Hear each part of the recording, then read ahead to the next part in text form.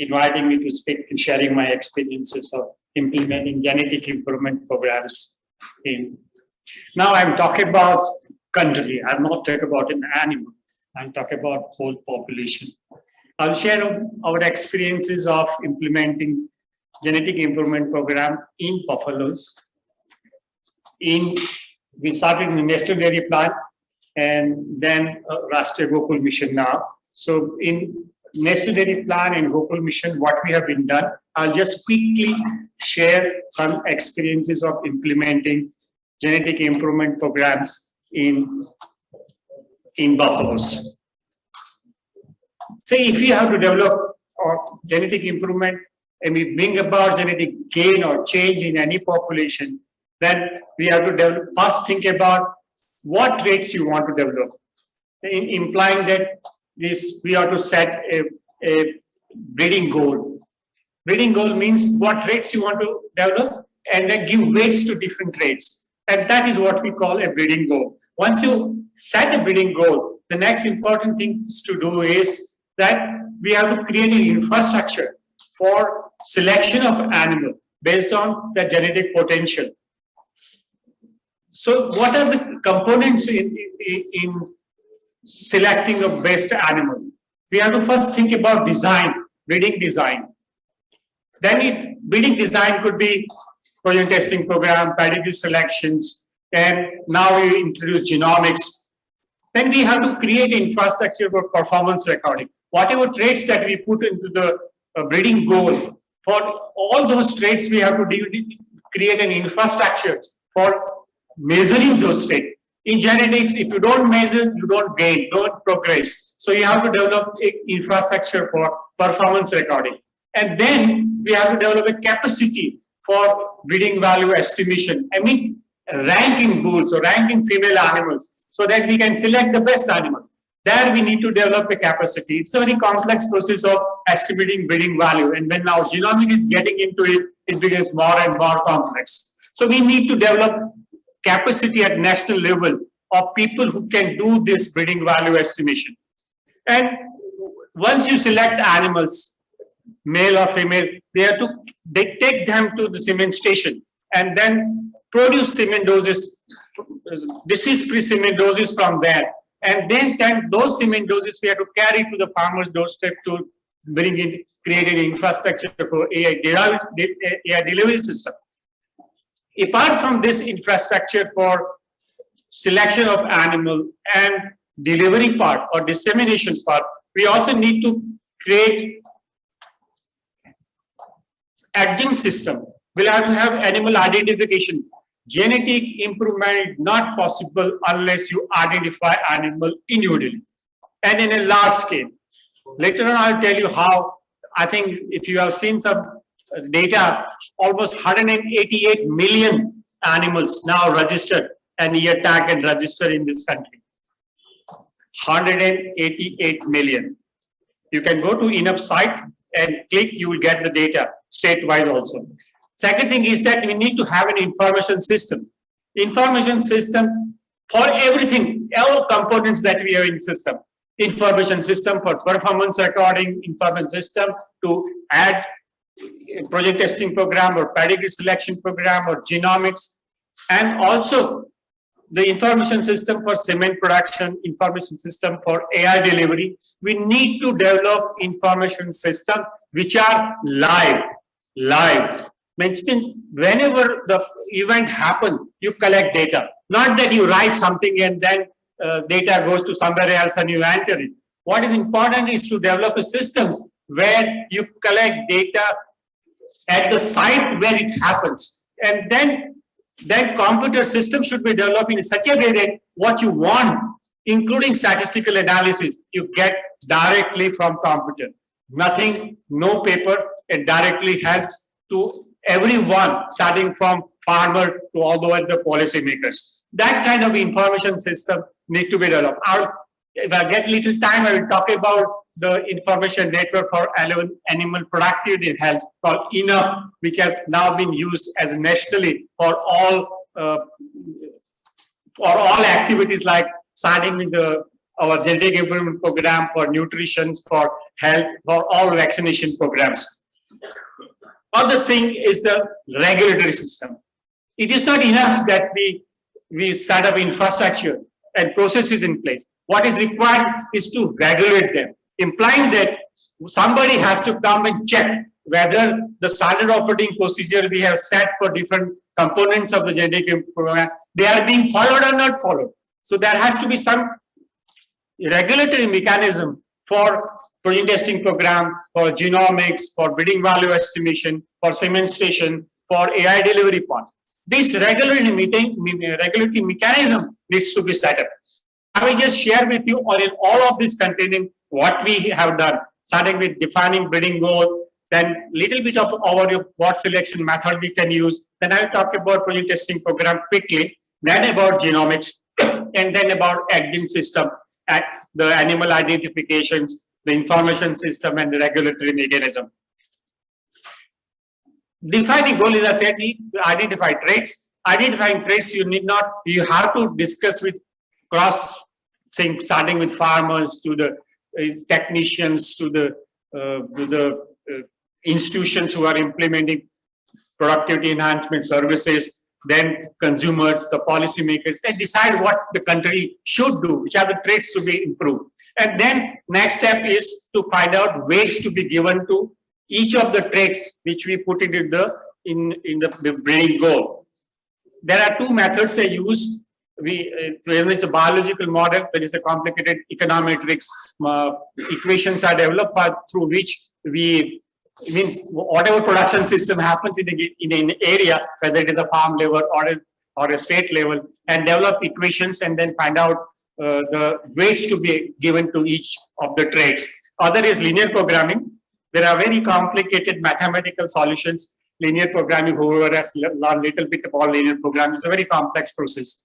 But that helps us to find out the weights. So that is the process. At present, we are just selecting bulls and bull mothers based on single trait milk. We also have a breeding value based on the genomic breeding value now. We are selecting young cows on the base of genomic breeding value right now, a single trait milk. But we are in the process of adding other traits, the fat yield, protein yield or percentage of fat, protein fat, and the reproduction characters, basically age at first calving and service period. And then we have worked on this, both the modeling which I described about it, and will come up with a concrete weights to be given to these traits that we want to use it.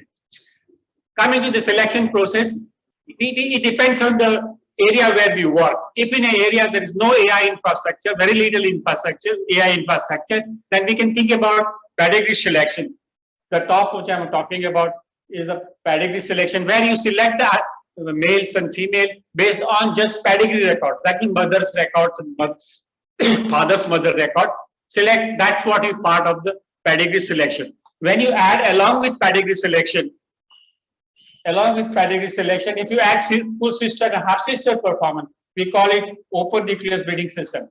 Which we have not done anything on the buffalo side. We had a very large ONBS system. Department of Biotechnology, Dr. Rawat was that time help us to put up such a big system of open nucleus breeding system that was in crossbreed. So I will not talk about that part of it. And if you select male or female based on the project daughter's performance, it is called project testing program. I'll bit of talk about it. And now we have introduced genomics into our project testing program and selecting of animal. I'll little bit talk about genomics.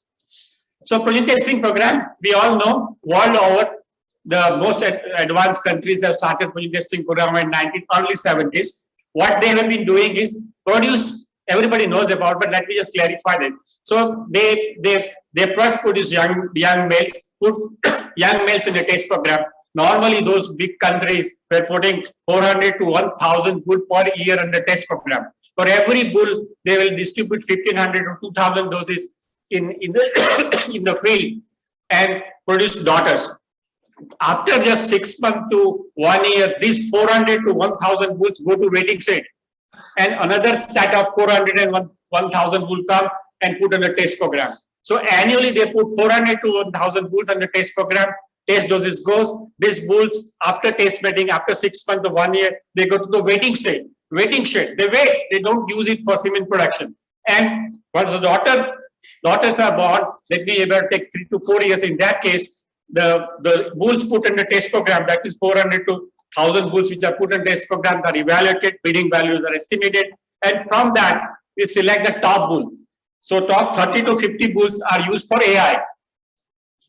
These bulls are used only after they are proven, and that top of 5 to 7 bulls are used for producing next generation of bull.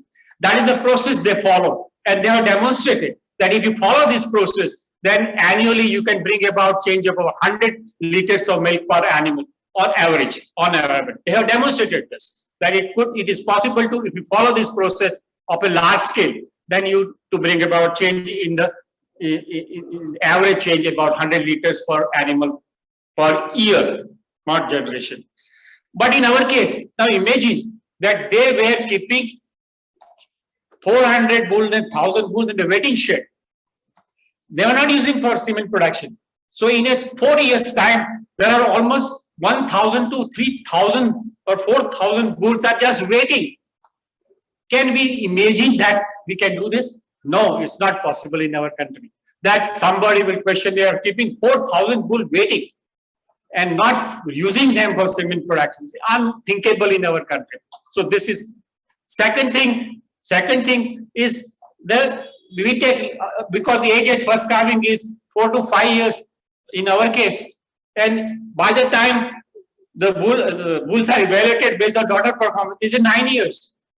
And by the time bull doesn't exist, or bull is so old that we can't use it for semen production. So in a both consideration, we can't use this classical system of protein testing program. So what we have brought out is a hybrid system. What we do the same thing. Let us produce young males, but a small scale, 20-40 bulls under test program, distribute test doses, produce daughters, then evaluate, estimate breeding value, base bulls then use, and the base bull then used for producing next generation animal.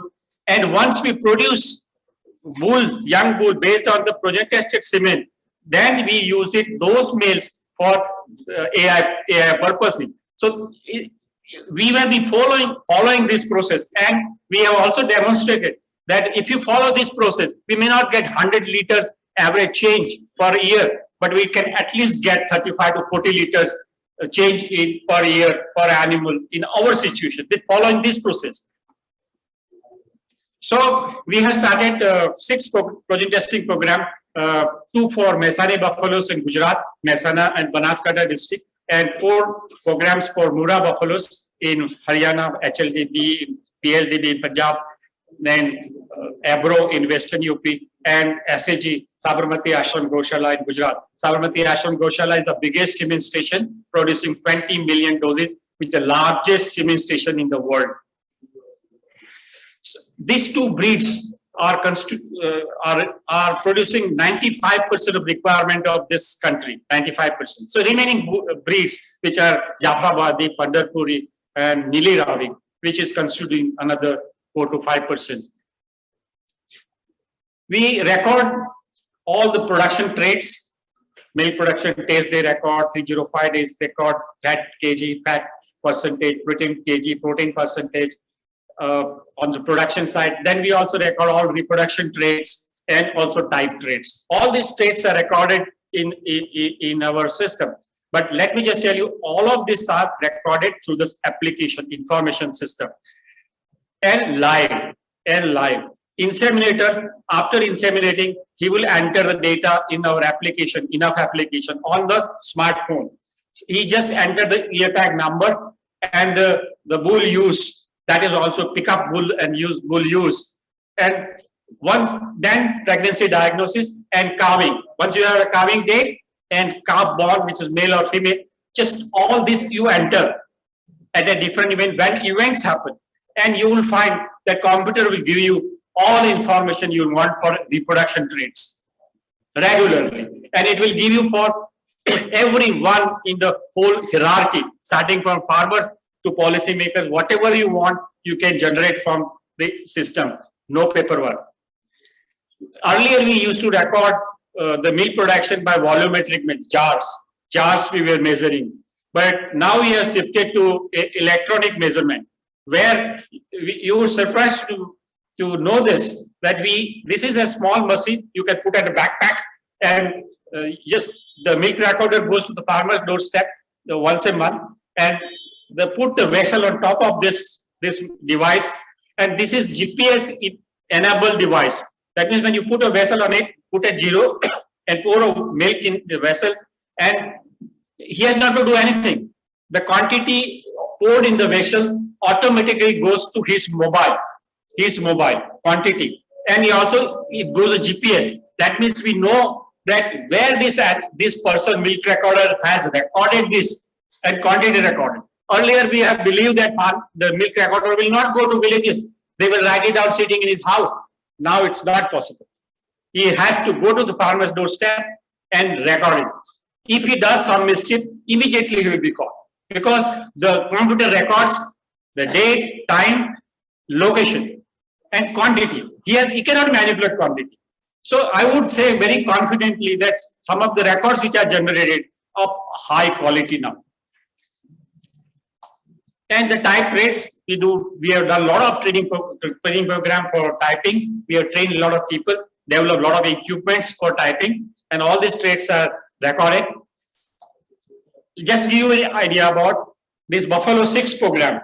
6 program buffaloes. We have put so far about 1,300 bulls on the test program, and 1,000 bulls have completed test mating.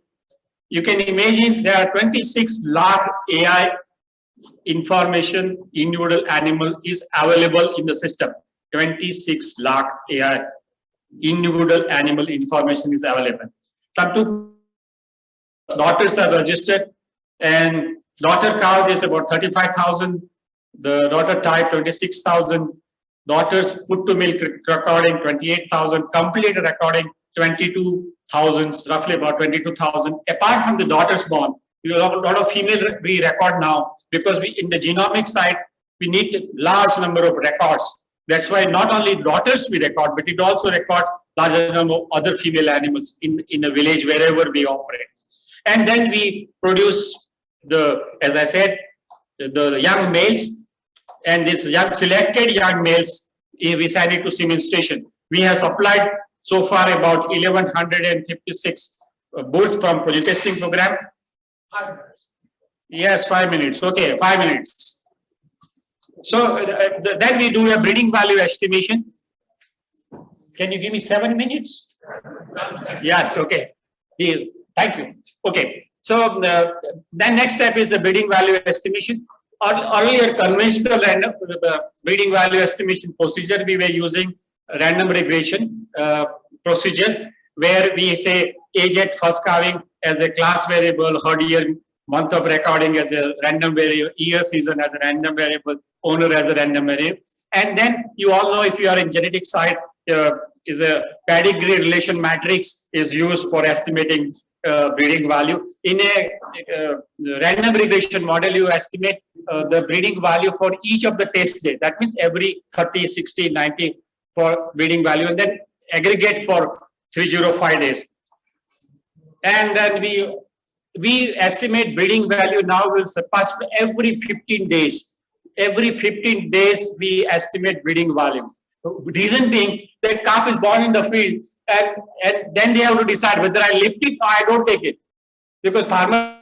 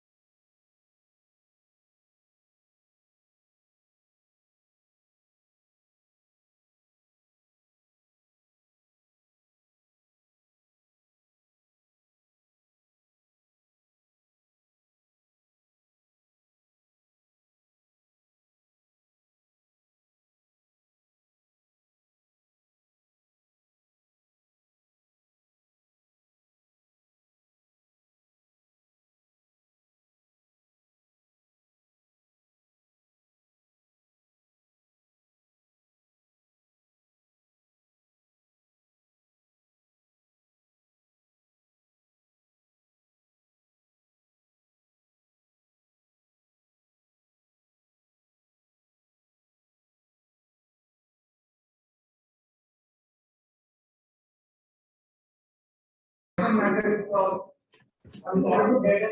Yes. Organic estimation. So to put it all together, instead of genomic breeding value, adding here all the animals needs to be genotype. Then only you can use the genotype matrix. But we also have a, in our case. आगे चलो.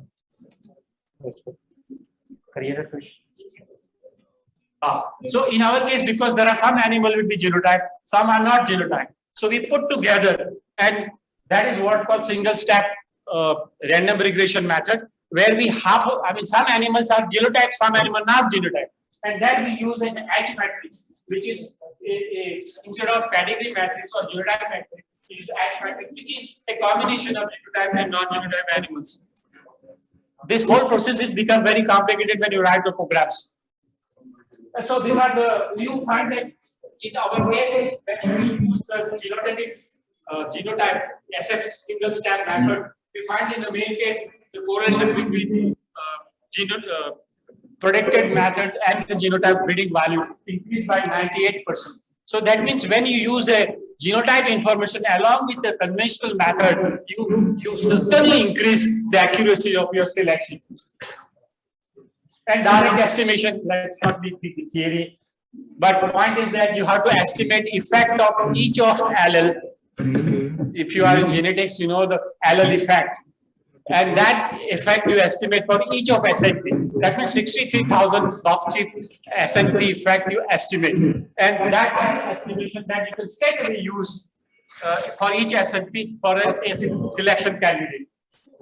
In reality, that this is a base. I just run it for base R program, and you get SNP effects for 60,000 SNPs. You get the output, and then you also can plot it SNP effect chromosome by, you compare chromosome by, and you also get genomic breeding values for all the animals that you have. We have about 5,000 animals. So buffaloes. So you get the genomic breeding values for buffaloes. I won't go for validation, but just two statements I make that once you have a method, you say how valid this method is. How do you give confidence to this method? So they develop a validation procedure where you say, in that case, then they have a proven pools, very large number of proven pools. So say up to 207, say 204, all the proven pool breeding value and sire. So, and then they have a genotype information. So that is called training set. From the training set, you estimate the genomic breeding value. No, sorry, SNP effect. And then validation set is the set we have an actual breeding value. And then from this, there's SNP effect to predict for this validation set how much is, what is the breeding value. And then compare the predicted breeding value with the actual breeding value. And you get confidence. And you develop your methodology in such a way that correlation become maximized.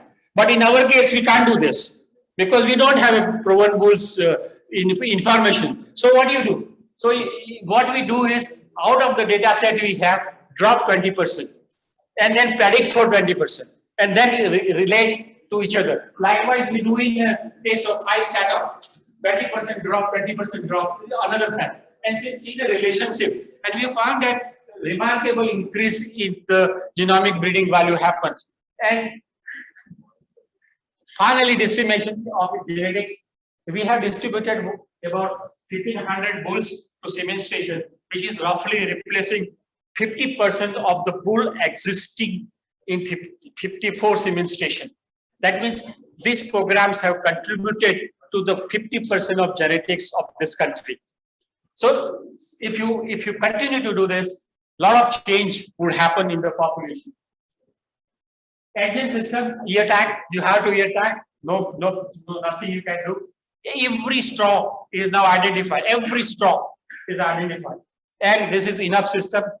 I don't have time to describe this big system, but sometime we'll talk about it. But just to tell you about the system is this: there are already 188 million animals on the system. 188 million. Not all buffalo, cattle and buffalo together. And look at the INA which is being operated. It is operated in street state villages. Number of users, some 4 lakh users are there, 180 million farmers, AI done. And all these are live system. If I give you a password, you will be able to see records, and you would see the records increasing. There is a site you can go to the portal, in a portal, you will see how changes in the number happen because it's a live system. We have also an information system for cement station, and they are connected to enough system. Quality control, the department is biannually doing evaluation of cement station. We in NDDP side, we evaluate all our project testing program and pedigree selection program annually. There is no evaluation system, regulatory system for AI. AI is free for all. And we drafted a bill, wide breeding bill for regulating system, still under consideration. In conclusion, I would say that we have good infrastructure for genetic improvement in the country. We developed this country infrastructure. We have a capacity now to estimate breeding value, select animals. What is required now is to sustain this for a long period of time. And that sustainability can come only if this program can generate revenue from within. If you depend on external funding, then it will not be sustained for a long time. What we are saying to cement station is that you erase your cement price by 1 rupee or 2 rupees and generate funds and then implement this program from your internal fund generation. So that this program could be sustained for a long period of time. And okay, and this is our team, small team. And then there's a laboratory team, which is, say we are receiving so many samples every day, and we have to continuously supply information. And also, as I say, on the estimation side also, we have to continuously, every 15 days, we do breeding value estimation. And those who are involved in breeding value estimation, they know how complicated it is. So, but we do it, we have developed our own capacity to do it. And every 15 days we do it, supply information. Thank you. Thank you.